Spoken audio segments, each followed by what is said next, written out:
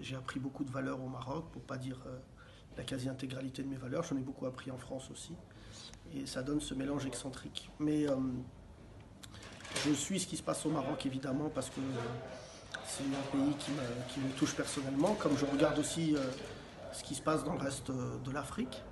Je suis aujourd'hui bien plus que le fait d'être marocain, je suis afro-européen, c'est-à-dire que je revendique une identité beaucoup plus large que le fait d'être simplement marocain, de Marrakech et de Casa. Je suis quelqu'un qui s'intéresse à tout ce qui se passe et quand un pays d'Afrique souffre et dont certains habitants sont des amis à moi proches, et ben ça me touche personnellement. Quand on voit ce qui se passe aujourd'hui au Mali, la crise politique majeure que touche le Mali, ça me touche aussi et ça fait pas de moi.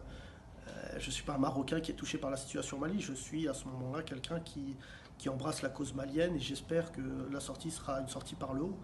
Donc aujourd'hui, le message que j'aurai pour les gens qui vivent au Maroc, c'est justement de comprendre à quel point nous sommes devenus, nous, leurs enfants, leurs petits-enfants, des gens beaucoup plus complexes et tout en gardant une attache physique, morale et personnelle avec le Maroc. Et j'ose croire que le roi du Maroc, et je le sais, a opté aussi pour une vision de pays sud-sud, ce qui est tout à fait louable et respectable parce que c'est aussi ça le fait d'être afro-européen, c'est se soucier avant toute chose des pays africains et tout en respectant aussi son histoire européenne.